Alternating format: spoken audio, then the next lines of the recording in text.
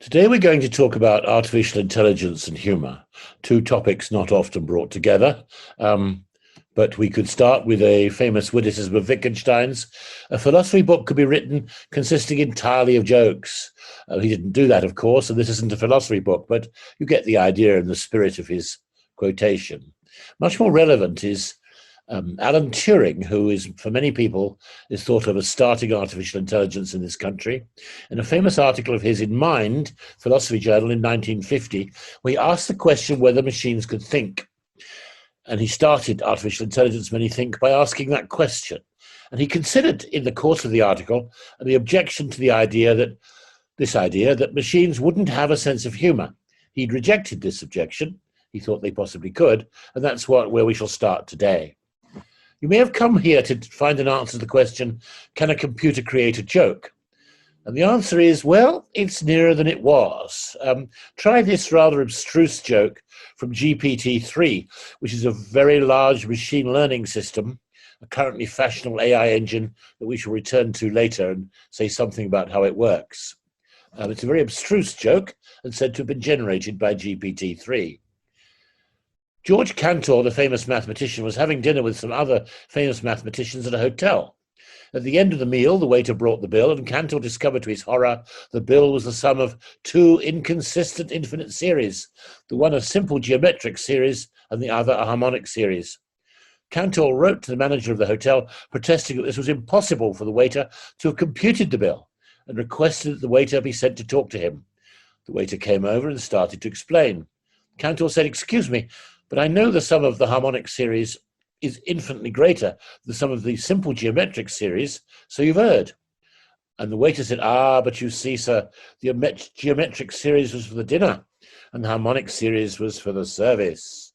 Now, this is extremely abstruse, and indeed rests on the hearer understanding what series can and cannot be computed. So if it is a joke, it's a joke for only very few people. Here's two other prompts from GPT-3 that may be slightly better. GPT-3 is a system where you give it a prompt and then it generates stuff automatically. Here's a definition of rigor. You give it the word rigor. It said, something for scientists to aspire to, a state of mind that would not be required if scientists could be trusted to do their job. Slightly a joke. I think this last one is rather better. You prompt it with the literature. A name given to other people's published papers, referred to by scientists without actually reading them. Now, this is now much closer to a joke. You'll make up your own minds on this. You're certainly closer to jokes than anything a computer has come up with before, I suggest. Well, I may have cause to correct that later when we look at some work of other people, but I think that remains true. What's this talk about? Well, what is humour anyway? How have the great and the good defined it? And is it universal across time and geography? Is it dependent on language? Benny Hill's humour, for those of you who remember it, was almost entirely visual. And cartoons, of course, require the picture as well as the writing. Secondly, what has artificial intelligence to offer? There are two kinds of artificial intelligence going at the moment. One is about rules and about structures and systems and representations.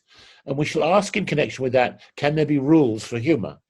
And we look at Ruskin's theory of humour as mismatched scripts versus the more currently fashionable theory of AI at the moment, which is it's a machine learning system of very, very large networks of nodes, which statistically put things together in ways that their creators don't always totally understand.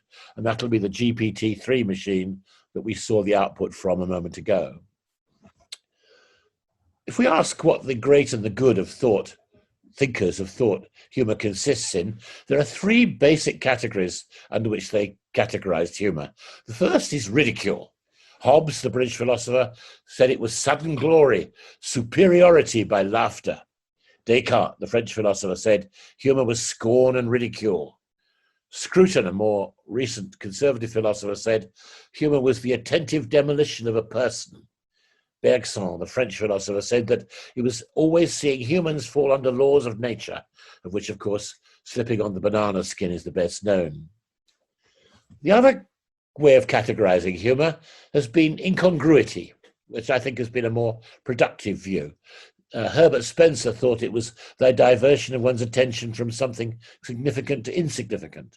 Hegel, the great German philosopher, thought it was an incongruent treatment of things, away from the customary norm. Schopenhauer, another great German philosopher, thought it was the incongruity of our knowledge of things and our perceptions. The third idea is that it's a relief. It's a relief from tension. Kant, the great German philosopher, thought it was a metamorphosis of tense expectation into nothing. Dewey, the American philosopher of education, thought it was the sudden relaxation of strain. And Freud, of course, the founder of psychoanalysis, thought it was the emergence and relief of deeply repressed experience. Now, Freud's view has, in fact, connections directly to artificial intelligence because of the influence his work had on Marvin Minsky at MIT, who is, for many people, the greatest figure that artificial intelligence has ever produced. And Minsky acknowledged several debts to Freud. Firstly, Freud's view that the mind consisted of independent modules, not all consciously accessible. For Freud, if you remember, they were the ego, the id, and the conscious. And they were not all accessible. You couldn't access the id, for example. But for Freud, these were very separate things. And Minsky took this over and created a theory of mind which essentially consisted of independent modules operating independently and communicating with each other. And they both got the idea, and I think Minsky got it from Freud, that humor was the control of our inner logic and repression. Minsky got something else as well, not from Freud in this case, but he created something called frame theory, that the mind was based on fixed sequential structures which we operate. And we'll see later in the talk that this was the basis of Raskin's theory of humor as clashing scripts. We're now going to ask the question, how universal is humor? Is it universal over time, over space? Over time, we still have access to Roman joke books, amazingly, and they don't seem all that funny. And as many of you will know, Shakespeare's only 400 years away from us, but much of his humor is almost impossible for actors to put on the stage. If it's verbal humor we're talking about, we know that the US and the UK differ considerably in what they think is funny in the same language and the very close cultures. On the other hand, if you take language out of the equation, you think of the humor of Benny Hill, Charlie Chaplin, or Mr. Bean. These, of course, can be transferred to almost any television system in the world, and people do think they're funny because they don't involve any language. Old jokes do survive in literature. Are they funny? Here's Macrobius, an aristocrat in a Roman joke book, having met his exact double, and asks, "Was your mother a housemaid in our palace?" "No, my father was a gardener there." Well, there's modern versions of that joke. Some people still find that quite funny. Shakespearean wit, I think, comes off almost worse, and it's only 400 years ago. Look at this snippet from Romeo and Juliet. "Gregory, oh my word, we'll not carry coals." "No, for then we should be colliers. And we should be in collar. We'll draw." It's very hard for actors to make that work, isn't it? It doesn't seem to have survived across time terribly well. Another interesting question is whether humor is a state with no real content at all. If you've been to a comedy show or watched one on television, you know that people get to a state where they're simply laughing no matter at what. Terrible jokes. They laugh because others are laughing. William James, the famous American psychologist and what's normally called a behaviorist, had the view that many people didn't like, which was that we don't cry because we're sad because we find ourselves crying. And you could apply that to humor and say, we're amused because we're laughing. We're laughing in the comedy show, and therefore we're amused. I think there's something in that. And of course, laughing automata are very old and rested on something of the same principle for making people laugh. Here's the kind of thing you used to see in amusement arcades when I was young. And if you are too young to ever see one of these things, they're not terribly funny, but they did make people laugh, it seems.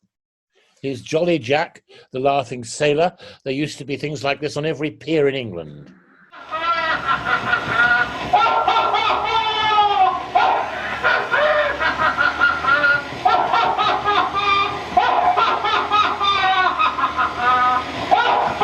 And there's Jack laughing. He's not terribly funny, is he? And yet, some people clearly thought he was. I throw him in because it's an interesting example of automated humour of an unusual kind. Let's now ask the question whether humour is an identifiable human trait. There's no point in thinking of it in connection with artificial intelligence if it isn't. And it seems certainly it is. It seems heritable. There's good evidence for that. And there's very good evidence it conveys evolutionary advantage, since funny people are thought to be more attractive. There's plenty of evidence for that. In common sense, I mean, we know that dating sites like Tinder rate GSOH, great sense of humour, as very high up the list of desirables. Some Austrian research recently suggests that funny people are actually more intelligent. If so, and if AI should aim to replicate any form of distinctive human behaviour, then of course it should aim to replicate humour, which almost certainly means understanding and telling jokes.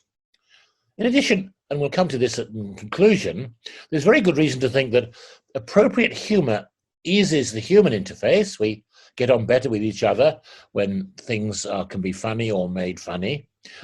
Therefore, since making the human-computer interface accessible and easy to use and in every way better is a desirable technological aim at the moment, you might well think, therefore, that introducing humour into it will be a very worthwhile thing to do and of great commercial power. I think this is indeed the case.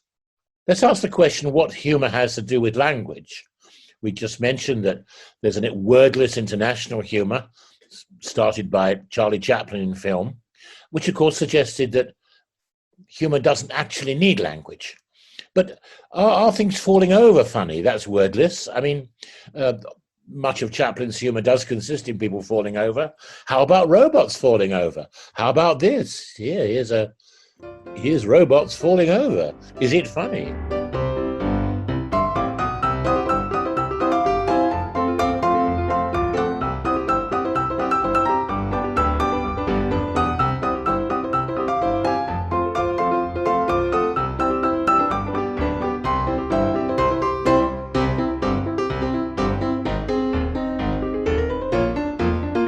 Those are actually robots in the place where I used to work in Florida, and but they're not funny, are they? I mean, I suppose they're put into a movie because somebody does think they're funny, but I don't think they're funny in the way that humans falling about are funny.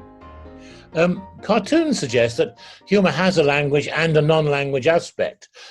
Well, it's obvious, isn't it? Because you can't usually tell a good cartoon as a joke. Take a good cartoon, you can't repeat it as a joke for blind people very easily. Here's one of my all-time favourite cartoons from the New Yorker. I won't try and tell it, you can see it. Man behind the desk, woman in front. And he is saying, "I see by your resume that you're a woman." This is a classic New Yorker cartoon. And of course, it's quite interesting because, of course, it's quite an old cartoon. I think it goes back to the 60s. Modern thought has changed the meaning of this entirely because, of course, with gender and sex changes now everywhere, you might think that you would have to read somebody's CV to see if they were a woman. But let's not go there for the moment. Let's just take the cartoon at face value. Why is that cartoon funny? The language and the visuals are both essential here. You can't give up either. You can't tell it as a joke, even though it's changed utterly. We'll come back to that in a moment as to why that is. It will have to do with the clashing of scripts, and we'll talk about that in just a moment. Now, are funny things a category? Let's pursue the generalities again for a moment. Minsky, who we've already referred to, had what he called suitcase concepts. A suitcase concept was a concept that didn't really have anything that linked the things that came under it. Cancer has turned out to be a suitcase concept, hasn't it? We used to think cancer was one thing, possibly with one cause. Now, medicine's told us very clearly, cancer is just a mixed bag under a name. Cancer's a mixed bag for a huge number of different diseases. So maybe humour's like that. Maybe humour is a whole set of different things which don't have a great deal in common. And they may be in a hierarchy. I mean, look at this list I've put down there casually, not with any great meaning, but puns are always at the bottom, the worst form of humour. Witticisms, going upwards, visual jokes and pratfalls, shaggy dog stories are usually thought funny. The best jokes come at the top. I'm sure should be many more things in that list. I'm just saying that if humour turns out to be a range of different things, from the fallings over and the cartoons to the clever jokes and the shaggy dog stories, will it be possible to arrange them in order of humour, of humorness, funniness, value, scores? I don't know. Many people have tried to do this. Before we get down to our AI details, just one last thought is science fiction. Science fiction has often shown the way ahead in human thinking. Does it show the way ahead in humour? Just let me remind you of some of the places where classic humour has poked its way into science fiction. In Star Trek, Commander Data had a humour chip, and this was thought to be a comic notion in Star Trek. He had a humour chip that could be turned on and off. In Heinlein's famous story, The Moon is a harsh mistress. The supercomputer Mike develops humor on its own. It develops it all by itself. It discovers it. There's a sarcastic robot in Rogue One. And we know that in Adam's Hitchhiker's Guide to the Galaxy, Marvin is a sad robot who's usually thought very funny indeed. So there's no doubt that science fiction has tried to portray several of the things I've already talked about: the wordlessness, the developing humor, possibly sarcasm, possibly sadness, possibly humor as something that can be simply embedded into something. You could, as it were, give a person without a sense of humor a sense of humor by some kind of brain operation. I'm sure science fiction has tackled that question in the past. This is one of my all-time favorites from science fiction. Alphaville is one of the great French sci-fi movies, and in it, if you remember, there is a sign on a machine that says, "Insert 1 franc, un sacré enfant." And the hero puts a franc into the machine, and out comes a little ticket with "Merci" written on it. I still find this wonderful because it's, of course, why is it comic? I don't know. It is. There's no reward. You just get thank you from the machine for giving it a franc. Let's now get closer to our goal of talking about artificial intelligence and bringing it into our discussion. Let's ask, on the basis of what we've seen so far, are there rules for humour? Now, much of artificial intelligence used to be about rules that a computer could operate. I mean, everybody associates computers with the operation of rules. As we'll see, that's all changed in recent years. But that is the classic view of computer operation and artificial intelligence. So if we ask that, we could ask, could there then be rules that a computer might operate for humour? Could there be, let's say, an Oscar machine? Are Oscar Wilde's witticisms of the kind that you could turn into rules, so you could have an Oscar machine? I wondered this years ago when I heard his famous witticism, "I can resist anything but temptation." It's funny when you hear it, but then you think, well, maybe a machine could operate something like that. So let's ask about the rules for Oscar witticisms. What would they be like? I'm inventing all this, but you'll get the general idea. Suppose we take 2 tightly bound words like X and Y, so that each predicts the other, like resist temptation. If you see resist, you could think temptation. If you see temptation, you might think give way to or resist. So take 2 words like that, and then make a rule that says, I can X anything but Y. And that will be funny if X and Y are the right kind of tightly bound concepts. So loving my wife is a tightly bound concept for many people. So if you put those in place for X and Y, you get, I can love anything but my wife. Well, I suppose in the world of jokes, some people might think that was funny. So it makes you wonder if there could be an Oscar machine, doesn't it? Wouldn't be terribly funny, but maybe better than absolutely nothing. You can't help thinking that he operated something like that in his head. Some AI theorists have sort of thought along these lines. At Edinburgh, Ritchie and Benstead tried out simple rules for AI humour.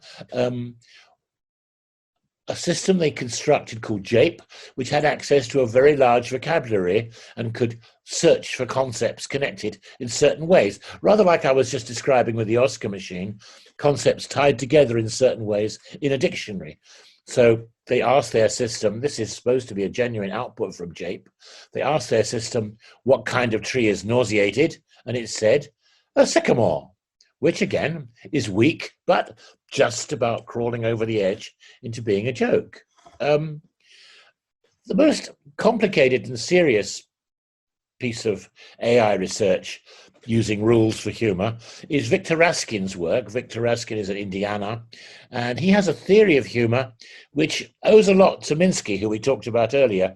Minsky's view that much mental activity consisted in preformed scripts that we operated and that we understood other people because they also were operating scripts, so that when you go into a restaurant, you know what the script is. You generally eat before you pay, before you leave, and so on. So in the New Yorker, if we take Raskin's theory and apply it to the New Yorker cartoon, remember the New Yorker cartoon, I see by your resume that you're a woman, you could interpret that in Raskin's terms as the clashing of two interpretive scripts. The first script would be, I interpret a person's sex by looking at them across the desk. And the second would be, I interpret a person's sex, or gender if you prefer, from the CV if you can't see them. Okay, but the joke here, of course, is that you can see them. So the man in the cartoon clearly can see the woman. So if there is a joke there, Raskin would explain it as saying it's the clashing of two scripts.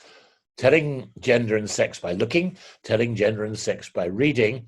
And if you get these mixed up, it's funny. And I think in some way, if you like that kind of explanation, that does go some way to explain what's going on. There's a famous, slightly risque example of this in 19th century Oxford. The warden of Wadham College, Oxford, was responsible for the following quip. X was invented to fill the gap between even the song and dinner in hall. And what he put in the place of X was the then illegal sexual practice. And this was thought to be a huge witticism at the time and is often quoted in books of Oxford witticisms.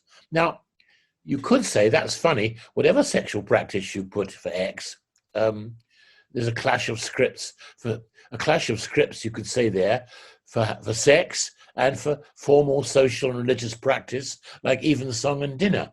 That seems to me a joke that lends itself quite clearly to Raskin's clashing of scripts explanation. Here's another one that many people have found funny. There's a famous advert on television for Haribo sweets. I'll tell you what it is before I play it for you. It's policemen on duty in a car, and they're discussing with childlike voices the Haribo candy. And of course, it lends itself exactly to Raskin's explanation, because you could say there's a script for sweets for children, talked about by children, and another script for formal police on duty. And if you mix these two up, you get something which I think is pretty comic. Here it is if you've never seen it. Haribo Star Mix? Yes. Maybe the bear could steal the ring, which is the crown jewel, could run away with it. Maybe the police could find him. Yeah. We are the police. Well, there it is. So the question I can now ask is, does humour, on Raskin's view of clashing scripts, function like other mental and artificial intelligence functions? For example, metaphor. Think of metaphor. The bowl of night is a classic metaphor. The night sky is a flat thing. The bowl is a curved, receding surface. And the metaphor comes from, as it were, putting these two clashing concepts together.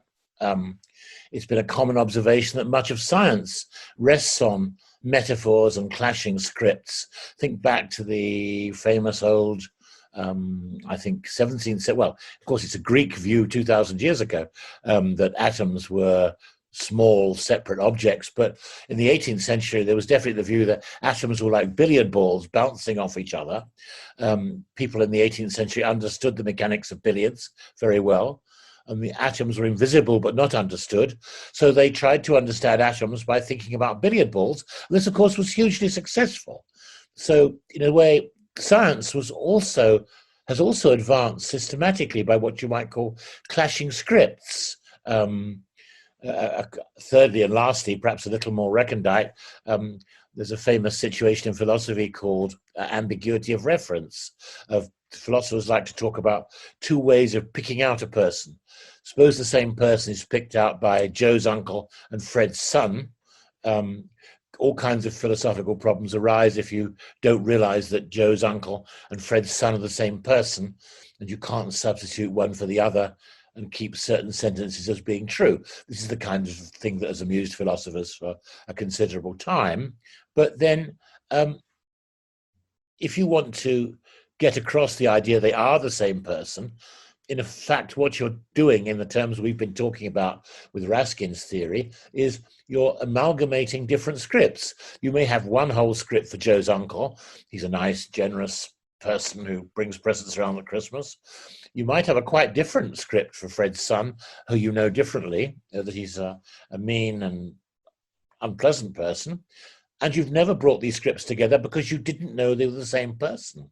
If you find out they are the same person, and real things like this happen, then you have to amalgamate these scripts in some way so they clash. Now, I'm not suggesting that that's funny or that it's doing science or doing metaphor.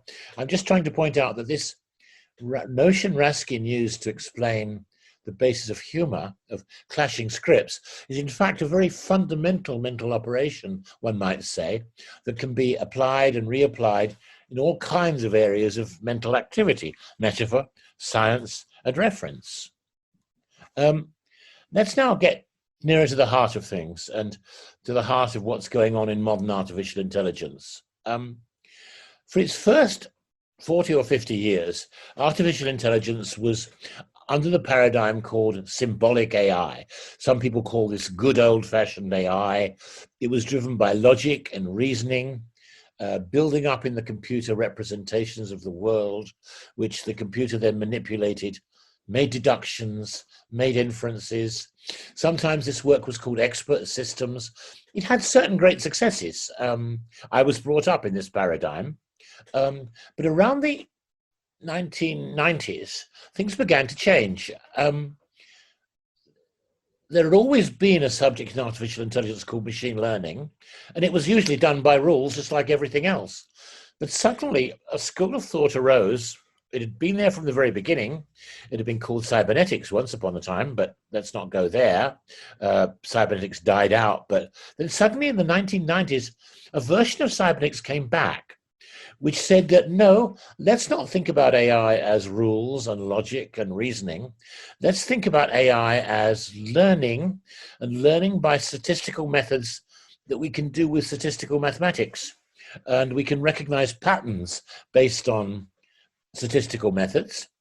And we can design computer networks that will operate these statistical methods. And these networks will actually function in such a way as to represent things. So a network could be set up that represented faces.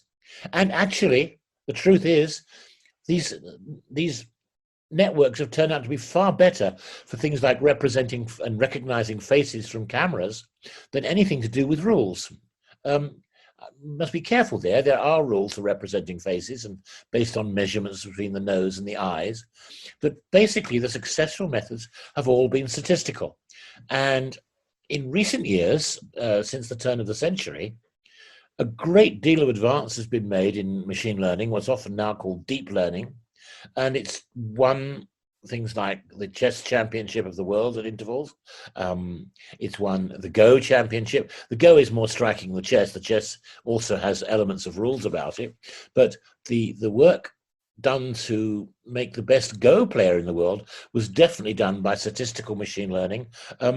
This computer simply taught itself to play Go by playing it against itself for millions and millions of games and learning from its behavior. And then it took on the world Go champion and won. And this new approach to artificial intelligence has been much disputed. A lot of people don't like it. Why don't they like it? Except apart from the fact that they feel affectionate about the way they always used to do things and don't want to think about them a different way and don't want to do the statistical mathematics. No, it's more than that. It's that the chief worry about machine learning methods, which are the ones you see in newspapers all the time now, been hugely successful in detecting diseases, detecting cancers, detecting breast tumors and so on. The worry about these is they can be easily fooled in the way that humans can't. Both of the systems, I'll explain what I mean by that in a moment about fooling them, but both systems, you have to understand, have intractable problems but that the statistical method is now very much in the lead with systems like the huge network called GPT-3 that produced that rather abstruse joke I showed you at the very beginning. Here's the problem about machine learning. It can easily learn from the wrong features and get things wrong. And the other main problem is that the researchers themselves can't really explain why a successful network achieves the results it does. And people feel uneasy about that. In fact, there's a whole new area of artificial intelligence now called explainable AI, which has been hugely funded by the American government, which is devoted to trying to get these large machine networks, these learning networks, to explain why they come to the results they do. When they make a medical diagnosis, to try and get them to explain why they make that diagnosis, because even if they're largely correct, people feel very uneasy following them when they don't know why they got the results they did. Look at this example on dogs and wolves. This is quite interesting. Somebody built a very successful dog versus wolf discriminator based on photographs. And this is quite difficult to do because dogs and wolves are very similar, as you know. But this was very successful. How did it do it? Then suddenly somebody noticed something very strange. All the photographs of wolves it had used were all in snow. And there was very good reason to think, and they showed this by simply giving some pictures of wolves that weren't in snow, and then it failed to recognize them. All the machine learning system had done was to work out for itself that the pictures that were called wolf had snow in. So all it had to do was recognize snow, big white patches, which is much easier to do than recognizing the complicated features of a wolf. Here's another example of why it's thought to be quite easy to fool machine learning systems. This may be a little difficult to see. I don't know if you can see it, but here is an example on recognizing a Granny Smith apple. And on the first side, there's a recognition system for apples, and it decides the machine learning system decides on the basis of that apple that it can see that it's 85% likely to be a Granny Smith apple and only 0.5% likely to be an iPod, which is correct. It obviously is a Granny Smith apple. But then somebody thought how to fool it. They simply put a label on the Granny Smith called iPod. There it is on the right, you can see. They've just stuck a label on it with the word iPod on. And now, look what's happened. It now thinks, the same machine learning system, now thinks it's 99% likely it's an iPod because it's labeled iPod, and only 0.1% likely it's a Granny Smith apple, even though any human being can see it obviously is a Granny Smith apple. The future of AI is very uncertain at the moment. We simply don't know which of these artificial intelligence approaches will win. The statistical approach with networks, simply people say, well, all it requires is more data, give us more data, make GPT-3 even larger. It's already got millions of nodes, give it more nodes and more data, and it will get better and better. But it's not clear that that actually will work. Nobody knows. We shall find out. If you still cling, as some people do, to the coded knowledge approach to artificial intelligence, the former one, the older, good old-fashioned AI approach of coded knowledge, people say, well, all we need is more coded knowledge, and we shall be able to do better reasoning, and will in the end do better than the statistical methods. The kind of evidence you produce for that these days is the fact that virtually all medical knowledge has been coded into one of two very large structured coded databases, which are essentially just coded symbolic knowledge, which represent virtually all human knowledge of medicine. And these are very widely used in medicine to make deductions, to make inferences, and to find courses of treatment from given symptoms. And they also are very successful. In fact, a lot of medical researchers can't now imagine working in medicine without access to these coded databases of medicine.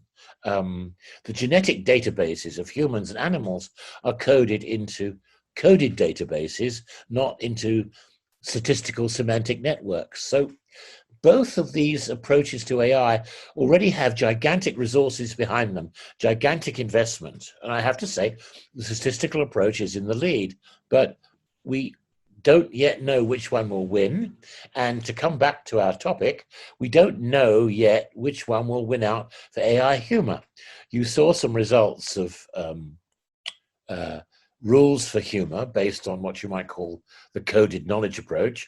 You also saw some very abstruse jokes from statistical learning networks, and you'll judge for yourself, if you remember, which of those are funnier. They're both pretty weak, is the truth, and both have something to be said for them.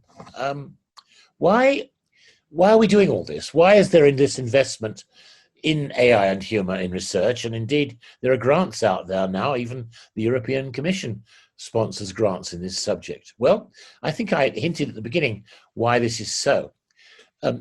Everybody recognizes the value of humor in interaction between people. Big corporations like Apple certainly recognize it. Microsoft and Amazon have invested in creating agents with gender, education, personality, political opinions, agents to deal with customers. And they've noticed that if these agents have some form of sense of humor, often these days, I have to say, scripted in by people, but may in the end be learned, we don't know. And of course, Siri, Cortana, Alexa, all these famous household companions that are already out there in their millions, they also have a lot of funny responses built in. If you want to test that, you say to any of them, "How do I bury a body?" and see the response you get back. I mean, it's obviously been coded in by a humorous researcher somewhere, but these are meant to make these machine companions, these machine conversationalists, more acceptable and more commercially advantageous. Here's the last word. This paragraph in front of you was generated, I believe, by GPT-3 himself or herself. It is actually a product of that very large semantic statistical network that I told you about. So let me read it to you. It's quite extraordinary as a piece of prose coming from a machine. Artificial intelligence programs lack consciousness and self-awareness. They will never be able to have a sense of humor. They will never be able to appreciate art or beauty or love. They will never feel lonely. They will never have sympathy for other people or animals, for the environment. They will never enjoy music or fall in love or cry at the drop of a hat. Well, there is the system talking to you about itself. It doesn't mean it's right, but it is interesting that it said that when asked, isn't it? Thank you.